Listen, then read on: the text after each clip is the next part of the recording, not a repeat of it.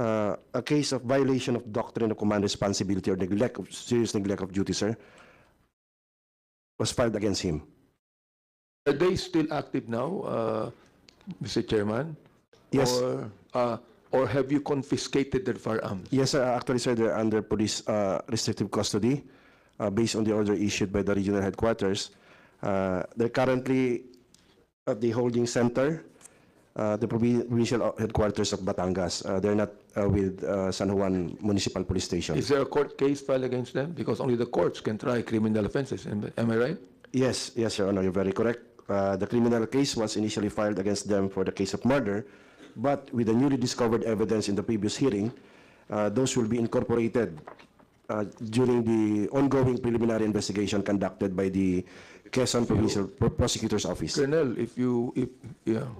I want to be enlightened because when you speak of murder versus homicide, murder is with malice, and murder Yes, is sir. already Yes, sir. an intention to kill. Yes, sir. Now, sinabi sa affidavit na to, she had no intention to kill. So that's not murder. Homicide yan. Yes, sir. So ibig sabihin, ito when you filed a case in court on murder, it will become a mistrial. No, sir. The Philippine National Police IAS will make it a mistrial because it is not murder. Sir, she's entitled to the defense, no? But based on the initial investigation that we have conducted, since the numerous violations of prescribed rules in the conduct of anti-illegal drug operations were violated, and there were serious irregularity or non-adherence to prescribed rules. So that was our initial theory, sir, that the operation, there was never a bypass operations conducted. I hope I can believe that. Tony De Luna, will you please say something about that? Thank you, Your Honor. Yes, sir. Regarding the case at hand, we have already received some reports about the conduct of investigation of the administrative and the criminal aspect. As to the administrative, Your Honor, ongoing po ito sa ating Philippine National Police. But with respect to the criminal case filed before the prosecutor's office, it was only revealed after a series of validation with some of the witnesses and complainants na it's not an issue of lapses, but if not deliberate, intentional omission of some facts. And upon our review of some documents, meron nga po talaga. And this is the reason why after the termination of this congressional inquiry, we still have the ongoing validation, and additional documents will also be examined by our office as to whether or not, as to the completeness of the evidence submitted by our investigators before the prosecutor's office would really convince us that the documents and other related evidence are intact or without any doubt.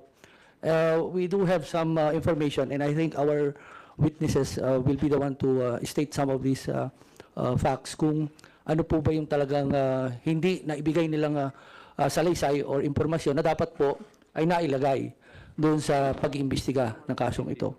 And in APOLCOM, on our part, Your Honor, we are consolidating this information. If there are cases to be filed or charges needs to be filed, we will also be recommending with the witnesses po. Kasi tama po yung narinig po namin dito na kung mapuprove yung issue of use of impounded vehicles, then there are also police officers who would be liable separately using these impounded vehicles. If there are falsifications in the execution of their statements, meron pong in-include na police na hindi naman pala talaga kasama sa operation, then they will be liable. Kung bakit nila nilagay yung pangalan kung hindi sila kasali doon. And these are part of our ongoing validations of this information, Your Honor. Thank you. Thank you so much. Congressman Abante, if I may, we're just like to remind the members that hanggang 12:30 lang po tayo, and that you would like to acknowledge the presence of Congressman PM Vargas. May I be allowed Chair, to... just one more question after this. okay. I just would like to find out, Colonel Lintag, if this is SOP in your station or in your own thinking that those cars that are impounded can be used by the police people for any situation that you have. Is that an SOP? No, sir. No. I'd like to find out from Colonel Malinaw. Do you allow that to happen? No, sir. Because the subject vehicle, sir, is an object evidence. from a previous crime filed by the said station. That ought not be used, right? Yes, sir. It's under the purview of the court who And handled the therefore, case. even if they ask permission from the chief of police, still, they cannot use that. Yes, sir. Because it's impounded. Yes, sir. All right. So I'd like to find out what the Attorney Owen De Luna will say about that. Yes, sir, they can be held liable. So therefore, I think that at this point in time, Mr. Chair, that something must be done to it so that it will not be repeated anymore. Because if we are conducting a hearing on this, and DILG or the Philippine Nationals will still allow impounded vehicles to be used, what is the use of a hearing that we have right now? So therefore, you must act on this. Am I right? Yes, Your Honor. Therefore, Mr. Chair, act on this. Act on this. Colonel Molino. Yes, sir. Actually, sir. Right now, act on this. Yes. Right now, make a memorandum that you cannot use impounded vehicles. Yes, sir. Am I right? Yes, sir. Thank you, Mr. Chair. To so much before I recognize Congressman Barbers and Congressman Acop for the last interpellation. Pidea, can you kindly confirm to us kung yung pangalan ni Balot ba yun? Ang pangalan? Brian Laresma? Brian Laresma is included dun sa Pidea list? Para lang at least, kasi the reason why we invited you is to confirm on the status, no? With regards dun po sa subject po ng bypass, si alias Balot, Brian Ledesma, wala po siya sa listahan po ng PIDEA. And also the time that they have coordinated with the PIDEA was from 7:45 of May 28 to 7:45 of May 29. Is that correct? Yes, sir. That is the supposed time of operation, sir. Approved. Yes, sir. Or Approved. approved time Of of operation. operation. Yes, sir. But they operated prior to that confirmation. Yes, sir. Yeah, because late sila nag-apply. Yeah, okay. Anyway, confirm na po yan. No? So, NBI, about din sa autopsy. Ano po nakita po ninyo doon sa cadaver? Good afternoon po, Mr. Chair. Sir, the autopsy submitted by our medical legal officer, Dr. Melissa Gatchalian, stated on the second page of the medical legal report that the cause of death is a gunshot wound, thigh right. Your Honor. Yeah, gunshot wound Sa kanang thigh po. at ano yun, loss of blood. Yes, Your Honor. So, can you kindly have you have this kind of procedure na you can find out how many hours ang na-involve na how many hours hindi yung pagkaubos ng dugo niya. Yes, ilang oras ka dapat mabuhusan ng dugo bago ka mamatay. So, because very crucial pong yung panahon na yun that they have said that dinala sa ospital nung alas 7, tapos namatay siya nung 7:09 So, do you have that kind of knowledge of how to measure yung time of loss of blood in relation to to the death of that person? Your Honor, considering that I am not a medical legal, I am not a doctor, but I believe that hemorrhagic shock will cause an immediate loss of life of an individual. When he sustained a wound that will immediately cause a very bad loss of blood, then he will surely die if he will not be subjected to an immediate medical intervention, Your Honor. Okay. Sige, since hindi po kayo yung doctor na, siguro, sino ba nagdala ng nung kay Brian doon sa ospital? Sino nagdala? Si De Chavez, no? Saka si Carpio, saka si Trinidad, di ba? So from the time na from the bridge, so dinala nyo doon sa district hospital, di ba? Meron kasi isang hospital doon yung San Juan Hospital, Doctors Hospital, na 2 kilometers away. Pero dinala nyo siya doon sa 4 kilometers away. Why? Ano reason doon? Your Honor, mas nakasanayan po namin na doon magdala sa public hospital. Unang-una po ay sa private po ay may kalimitan po ay iniintay nila yung immediate family saka yung mga other requirements, Your Honor. Pero nakita nyo naman yung di ba, yung victim na nandoon na umaagos yung dugo, ganun. Opo, sir. Pero Naglagay ba kayo ng first aid na tinakpan niyo yung kanyang paa o whatever? si Patrolman Carpio, Paano yung dugo niya? Talagang umaawas or something like that? tinakpan po ni Patrolman Carpio ng kanyang kamay. So how many minutes away from the bridge na nakarating kayo sa ospital? More or less 10 minutes, Your Honor. 10 minutes. And it's like 4.5 kilometers. Yes, Your Honor. Di ba? 4.5 kilometers, 10 minutes. And I was wondering, dapat pag ganun kasing emergency, di ba? I mean, dapat ang dala nyo doon sa pinakamalapit na eh. Doon sa San Juan Doctors Hospital, doon nyo sana dinala. Imbis na dinala nyo sa San Juan District Hospital. 2 kilometers is so crucial in the life of that person. Di ba? Kasi nga nag-aantay kayo ng oras eh. Well, I really don't know. Let the court decide on that. But in here, what we wanted to find out is siguro before that sige maglalas ako doon sa mga victims Congressman Barbers, you have the floor.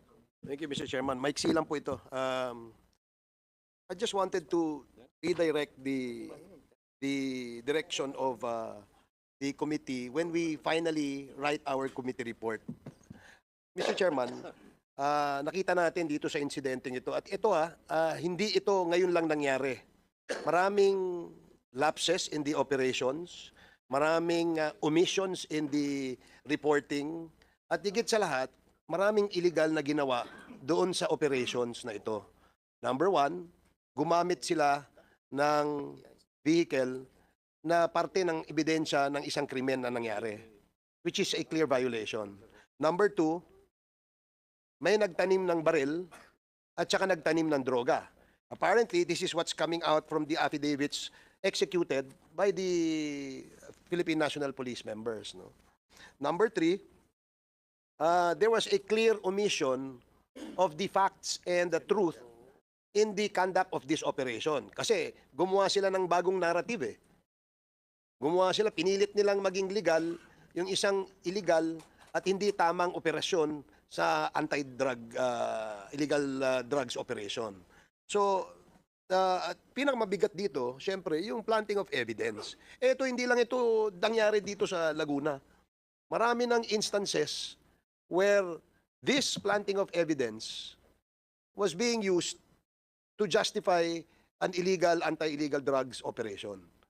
Ano ho ang punto ko, Mr. Chairman? My point is that when we write this committee report, we should clearly state that all the commanders of the Philippine National Police, from the regional director down to their provincial directors, down to their ACPs, is that what they call it? The area commanders? The APCs, no? Dapat very clear, sabihan ninyo ang inyong mga patrolman, ang inyong mga master sergeant, ang inyong mga tao sa ilalim ninyo na bawal gumamit ng ebidensya na naka-impound sa kanilang area. Bawal mag-planting ng ebidensya, which is, I think we should really insist on this Continuous education na lang. Kasi meron pong matitigas ang ulo Na alam naman nila na illegal magplanta ng ebidensya, pero ginagawa pa rin nila. For whatever motivation, we don't know. Yung iba, sinasabi nila, kasi kailangan may performance tayo. Kailangan meron tayong accomplishment, no? So kung ganun ang motivation, palagay ko walang mangyayari dito sa ating anti-illegal drugs operation na ito. Mauubos ang ating kapulisan. Walang maiiwan. Marami hong matitinong pulis. Iilan lamang ho yung mga bugok dyan. Iilan lang yung mga scalawags dyan. And I'm sure the top commanders are doing something about this. But again, as I stated earlier, hindi dapat mawala ng accountability yung mga tao na lumabag sa batas at higit sa lahat, kumuha ng buhay ng isang tao. Yan I hope, Mr. Chairman, that in the crafting of our committee report, this particular issue must be given a profound attention in this committee report for the reason that this should never happen anymore. At sabi lamang po sa ating mga commanders na alam nyo yung Republic Act 9165, napakaklaro ho doon sa Comprehensive Dangerous Drugs Act na ang lead agency dito pagka anti-illegal drug operation ay ang PIDEA. Hindi ho yung mag-drug bust kayo, magre-raid kayo, pagka natapos na, tsaka nyo sasabihan yung PIDEA para ma-justify yung inyong ginawa. Hindi ho ganon ang intensyon ng batas. Ang intensyon ho ng batas ay ang dapat manguna sa laban sa illegal na droga ang PIDEA in close coordination with our law enforcement agencies, specifically the Philippine National Police.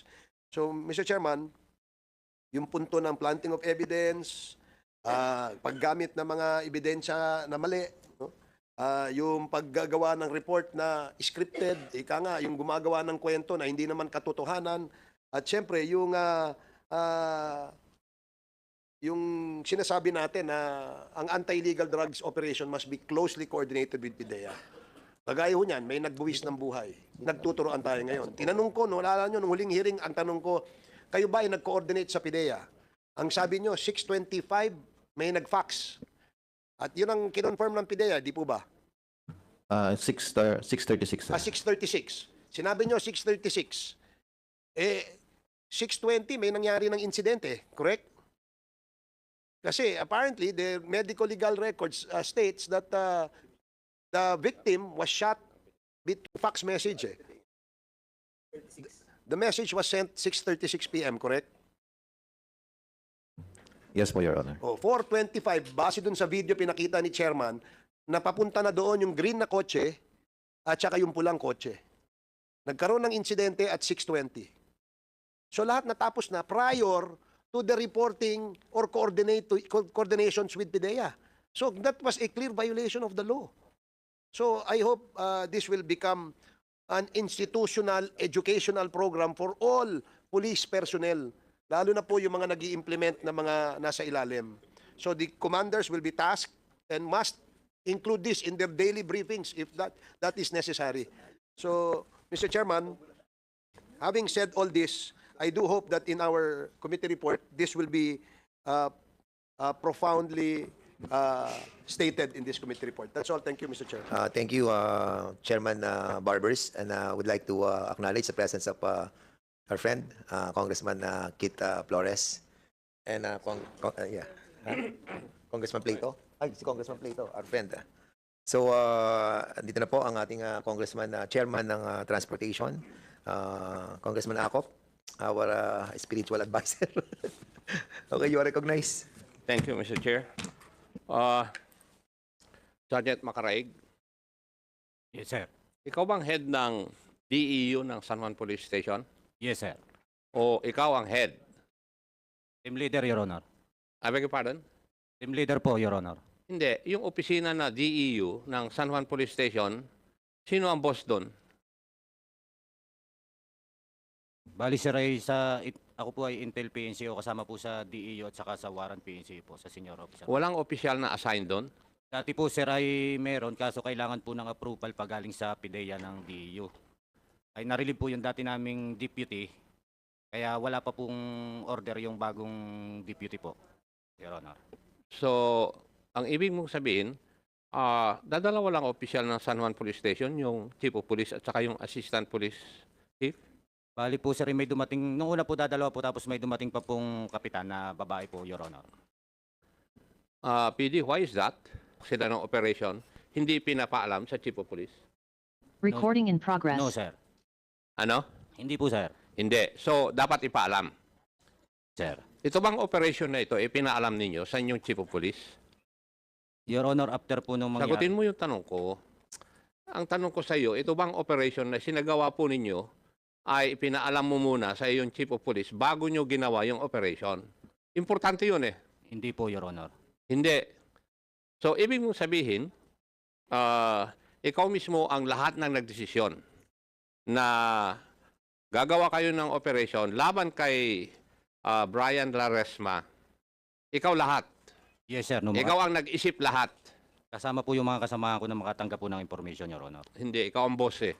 Umiiwas ka kaagad eh. Iho. Ikaw ang boss ng DEU.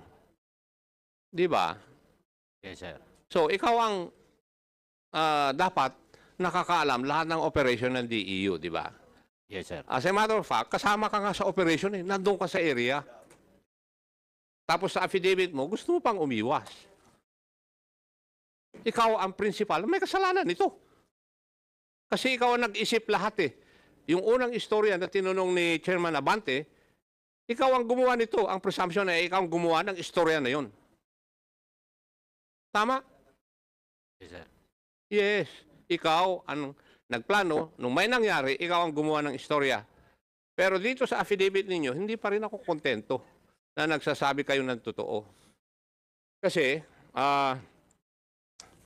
hindi nyo sinasabi sa akin, o dito sa committee na ito, yung sino talaga yung asset na nagsabi na nandun na si Brian Laresma doon sa lugar. Yung kapatid ba ni Sergeant Trinidad o yung sinasabi ni Sergeant Perez na asset niya na hindi naman yata dumating according to my information? Alin ang totoo? Yung asset po na sinasabi ni Sergeant Perez. Ha? Yung asset po na sinasabi ni Sergeant Perez, Your Honor. Sino yung asset na sinasabi ni Sergeant Perez? Iba ba siya doon sa kapatid ni... Sino na yung investigador? Ni Franklin Trinidad? Iba pa po, Your Honor. Iba. Hindi ba ang kwan is... teka, nagsabit na ba kayo ng pangalan ng asset pala? Submitted na po, sir, with the COMSEC. Sir. Yung official siya na asset. Yes, sir. Na-interview mo na ba, Hepe, ay PD? No, sir. Eh bakit hindi nyo tinatanong kung totoo yung sinasabi ng mga taga San Juan? Sir, we just call the records coming from our intelligence branch, yung S2 namin. Yeah, but Yes, sir. when kung yung mga tao mo sinasabi na yun ang asset nila na kausap ni the late Brian Laresma, bakit hindi nyo i-verify kung totoo? Kasi nagtataka ako, bakit napasama ka agad sa istorya yung kapatid ni Sergeant Trinidad? Yes. At nandun sa mga affidavit,